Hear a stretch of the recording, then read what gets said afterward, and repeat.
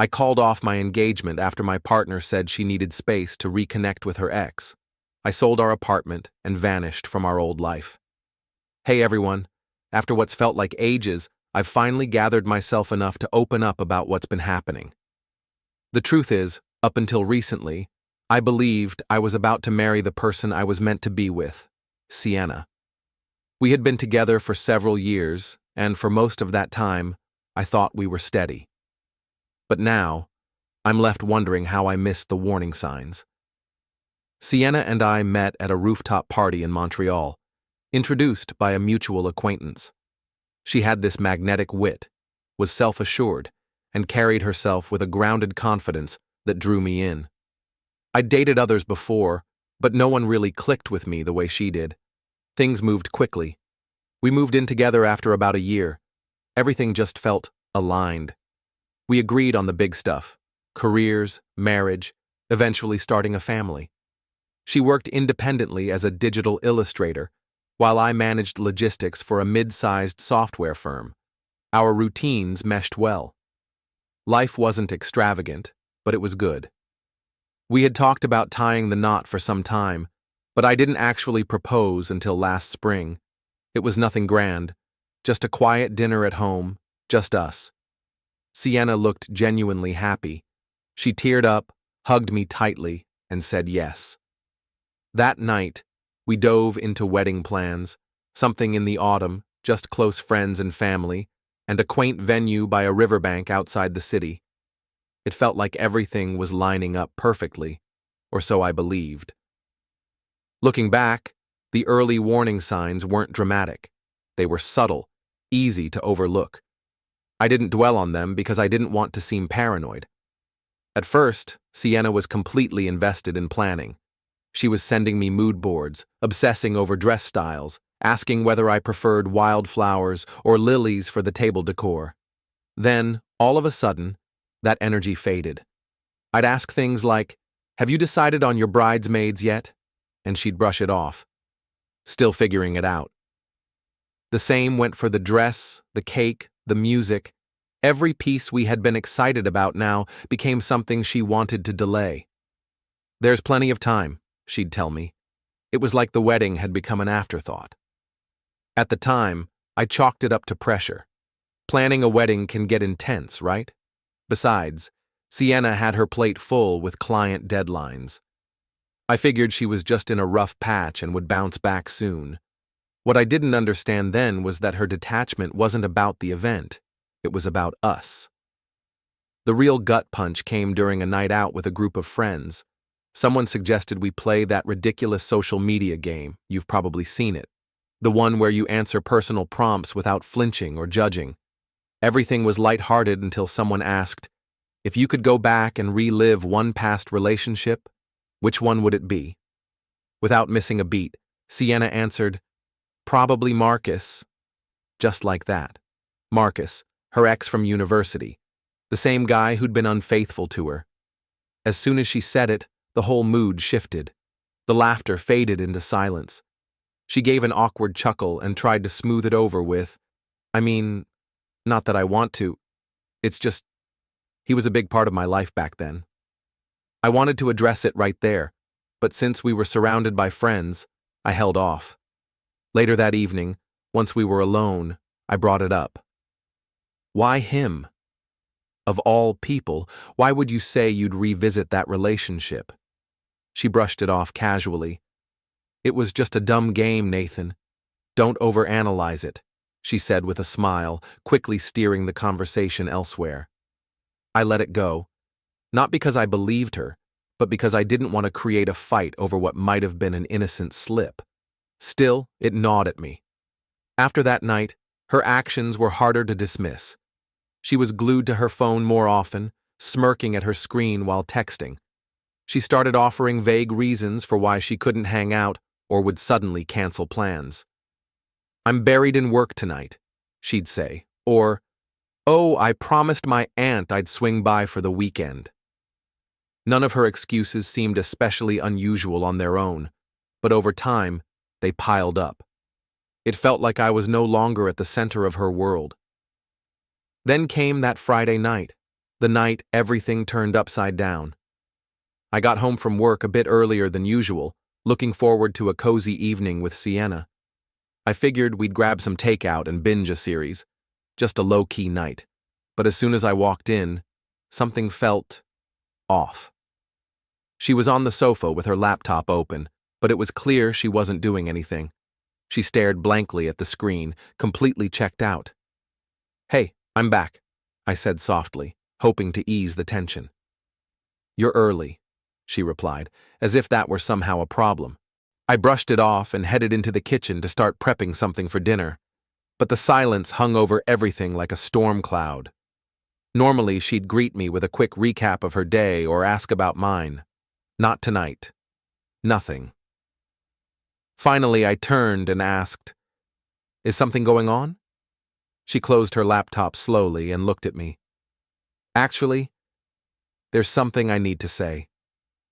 My heart dropped.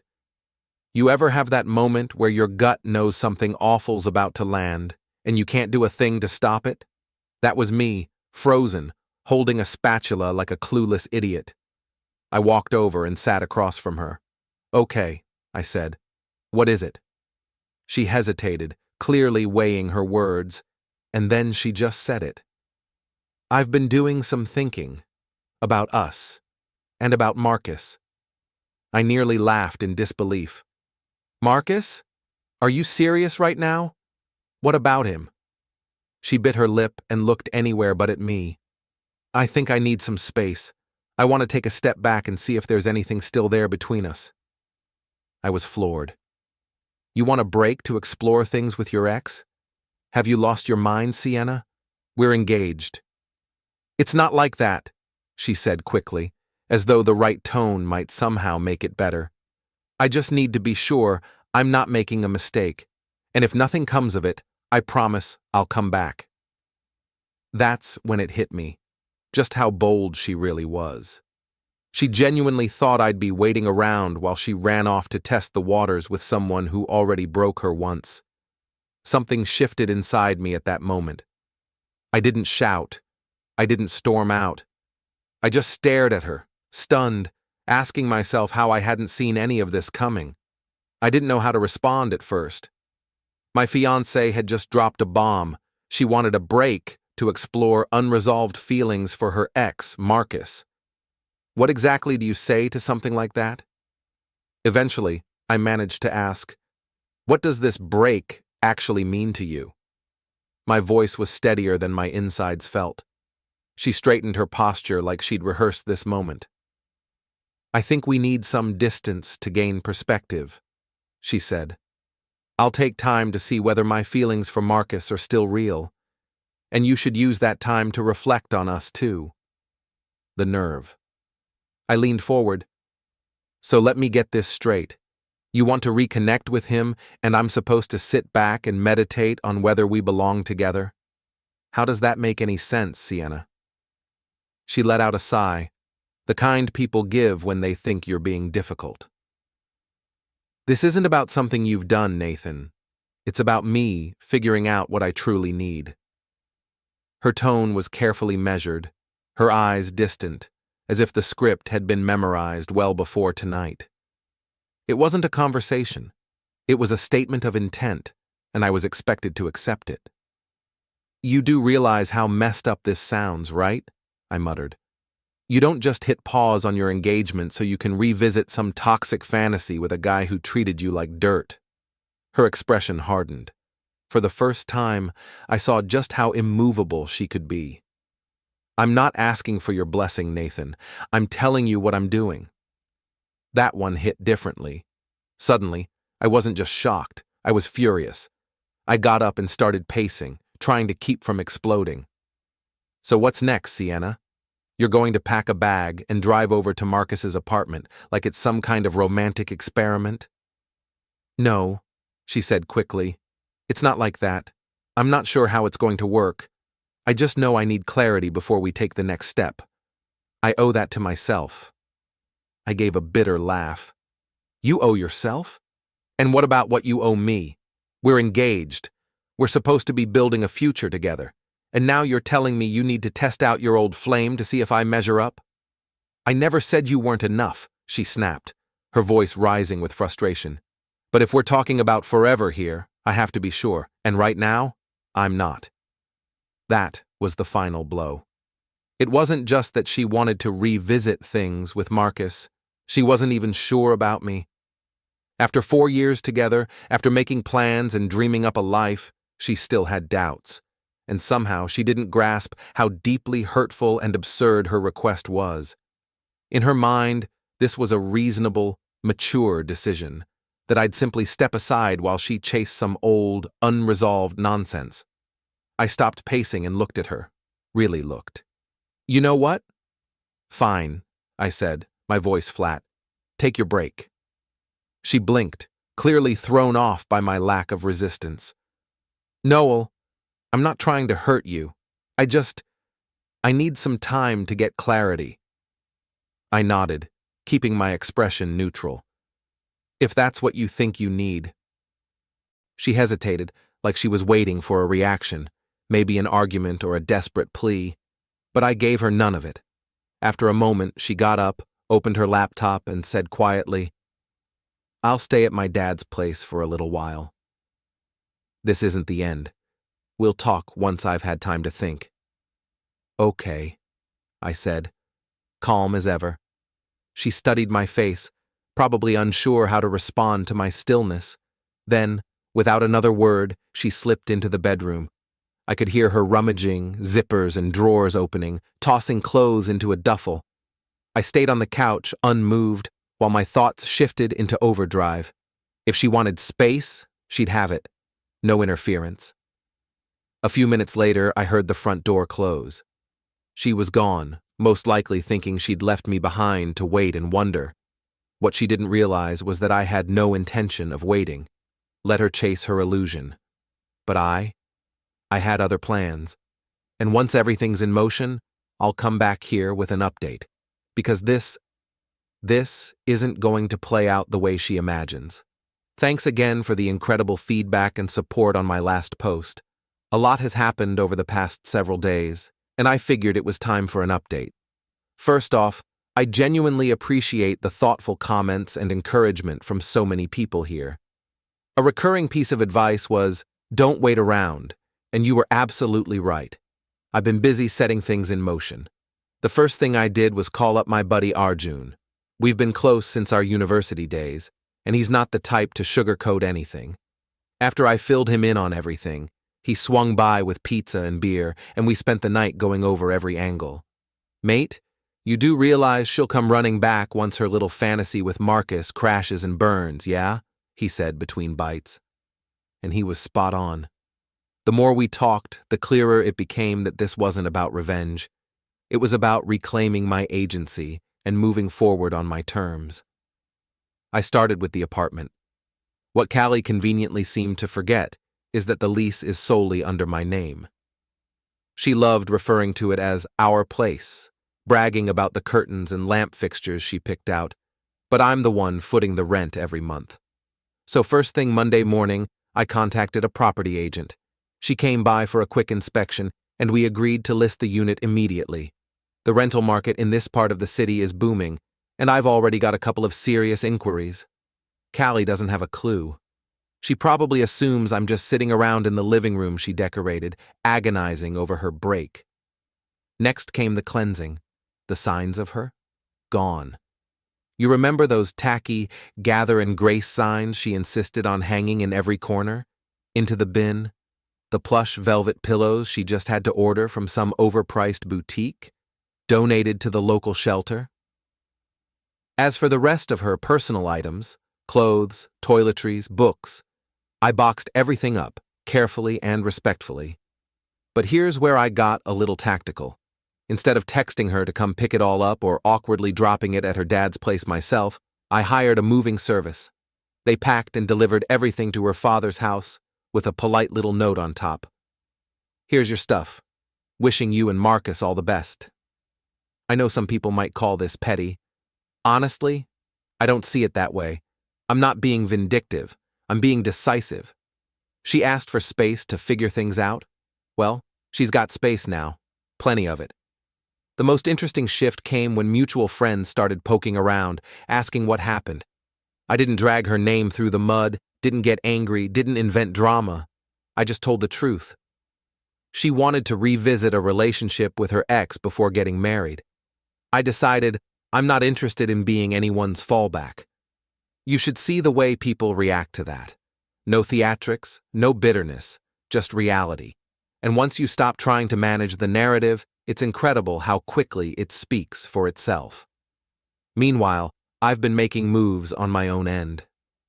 There's a position at our company's West Coast office that I've had my eye on for over a year. This week, I finally applied.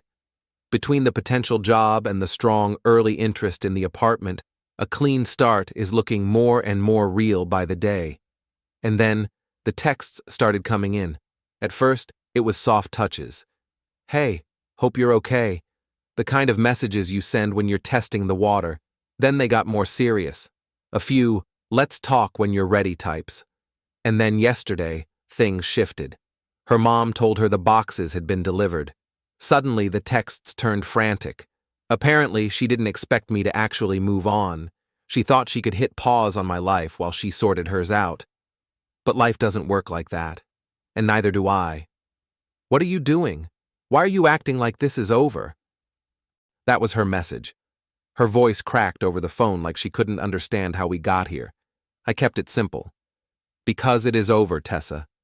You made your choice. Now I'm making mine. She started crying. Said she just needed time. That I was being too fast. That this wasn't what she meant when she asked for a break. So I asked calmly, what did you expect? That I'd sit around like a loyal backup plan while you test drive your ex? That's not how this works. Her voice broke completely. But what if I realize you're the one I want? I didn't yell, I didn't gloat. I simply said, then I guess you'll have learned something valuable about what happens when you take people for granted. And then I hung up. Strangely, I wasn't angry anymore, not bitter, not heartbroken.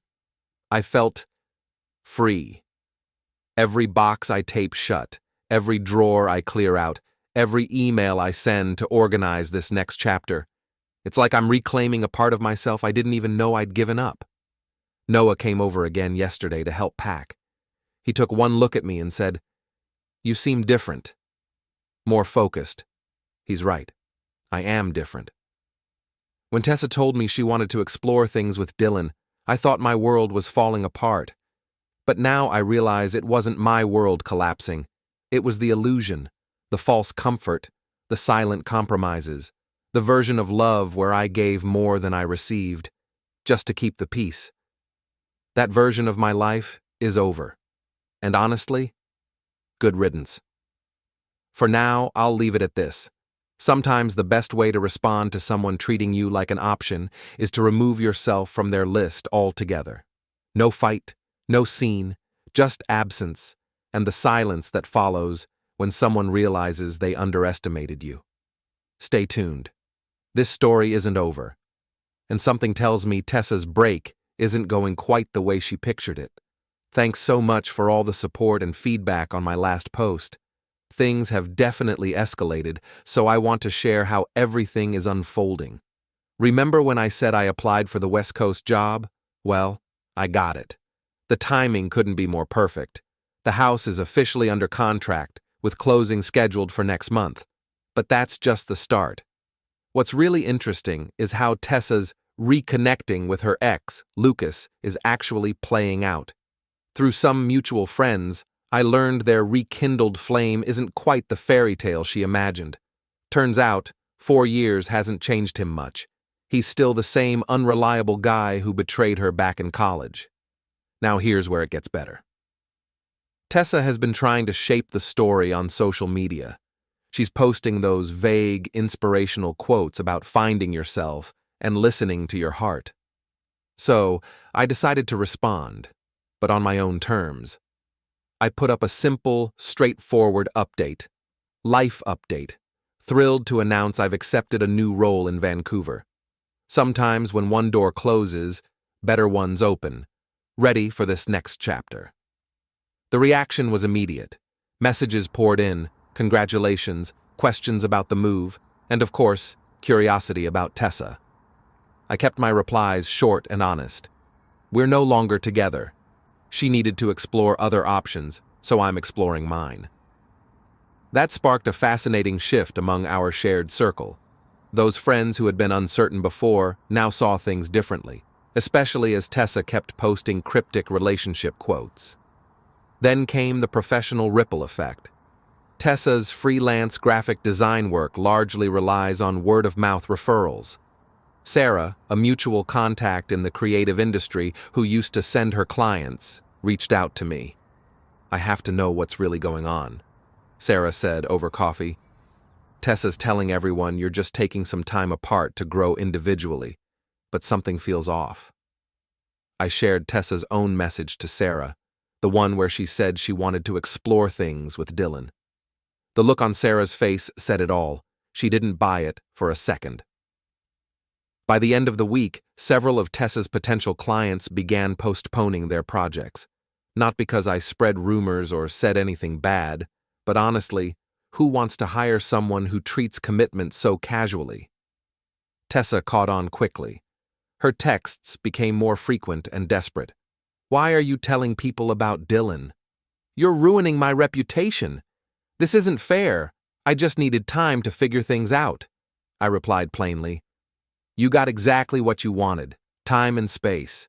How I choose to spend mine is no longer your concern." Then came the real kicker. Dylan, in what can only be called a stroke of genius, posted a photo of them together at the same restaurant where Tessa and I had our first date. It was clear she was trying to rewrite our story with him. Honestly, it was both pitiful and kind of hilarious. The post didn't stay up long, but the damage was done. Our circle of friends saw it, and those few who'd been backing Tessa's "finding myself" narrative quickly lost respect for her. Even her own sister reached out to me. "I'm so sorry for how she's handling this. You deserve so much better." The best part? I didn't have to stoop to petty revenge. I just kept living my life openly and honestly while Tessa tried to juggle both worlds. Truth has a funny way of coming to light. Yesterday, she showed up at my office. The weight of her failed attempt with Dylan was written all over her, tears streaming, voice trembling. "I made a huge mistake," she sobbed. "I was scared of commitment. I thought I had to see if there was something better, but I was wrong. You're the best thing that ever happened to me." I looked at her steadily, my voice calm but firm. "No, Tessa. The best thing that ever happened to me was you revealing who you really are before we said 'I do.'" She tried to plead, talked about counseling, about proving she could be trusted again, about fixing what's broken. I shook my head slowly. "You don't get it, do you? This isn't about Dylan anymore. This is about you thinking you could keep me as a backup plan while you explored your options. That's not love. That's convenience." She left the office, heartbroken and defeated. And for the first time since all this started, I felt a deep sense of peace. The house closes next week. Most of my belongings are packed, and in just a month, I'll be starting a new chapter in San Francisco. I've heard some people say I'm being too harsh.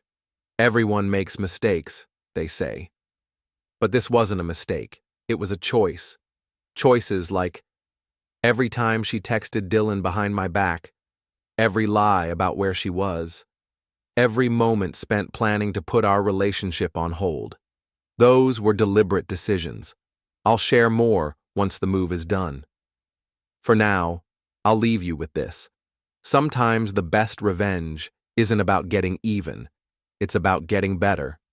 And that's exactly what I'm doing. Thank you all for following my journey.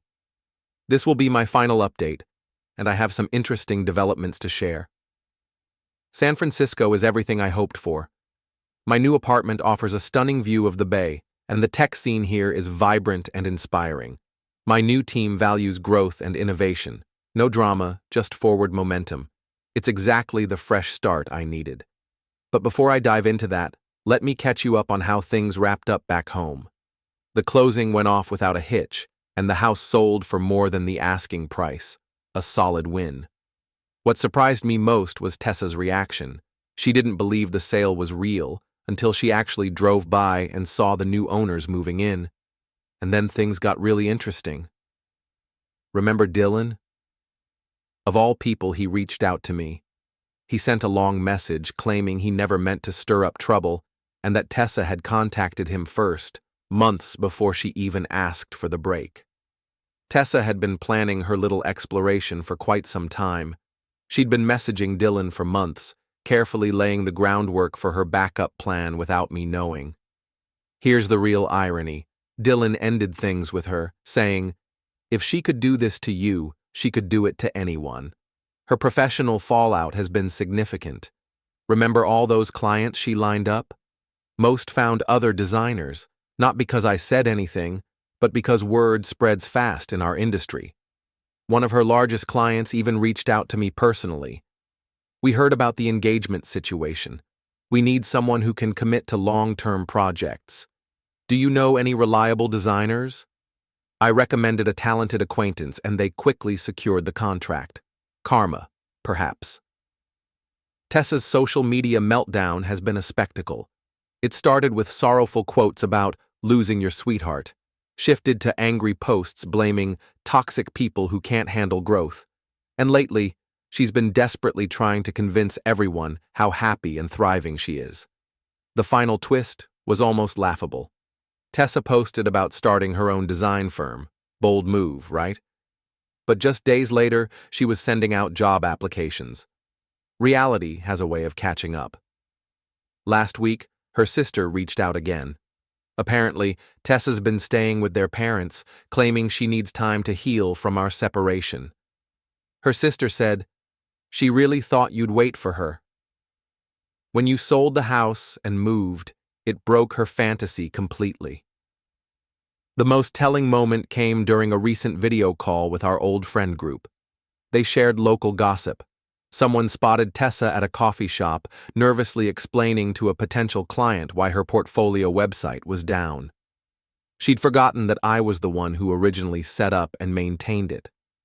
When her hosting membership expired, she had no clue how to renew it. Not my problem anymore. Meanwhile, my new life is shaping up beautifully. I've joined a local rock climbing club, started taking Spanish lessons, and even adopted a shelter dog, Zeus. He's already proving to be a far better companion than my ex-fiancé ever was. The tech community here has been incredibly welcoming. Just last week, I was invited to speak at a developer conference, something that wouldn't have happened if I had stayed stuck back home. It's amazing what you can achieve when you're not dragging dead weight. I had one last exchange with Tessa. She emailed me asking for some old images from our shared cloud storage. I'd already downloaded what I wanted and terminated the account weeks ago. Her message read, "I know you're trying to erase me from your life, but you can't just delete our memories." Those 4 years meant something. My response was simple. "You're right. Those years taught me exactly what I don't want in a partner. Thanks for the lesson." Some mutual friends think I'm being harsh, urging me to understand it was just a moment of confusion. But it wasn't a moment. It was a calculated choice to keep me as a backup while she chased a fantasy. What's the most important lesson I've learned from all this? Sometimes, the worst things that happen to you lead to the best outcomes. If Tessa hadn't revealed her true colors now, I might have married her, only to discover the real person years later, possibly with kids involved. Instead, I'm in an amazing city, with a great job, new friends, and a genuine sense of hope for what's ahead. The pain of betrayal has transformed into gratitude for having dodged a bullet. Thank you to everyone who followed this story and offered support. Your encouragement kept me strong when I felt like giving up. To anyone facing something similar, when someone shows you who they really are, believe them the first time. Don't wait around hoping they'll change. Life's too short to be anyone's backup plan. Sometimes the bravest and smartest move is to walk away and build a better life for yourself. That's it from me for now. This chapter is officially closed, and I couldn't be more excited to start the next one. Take care, and thank you for everything.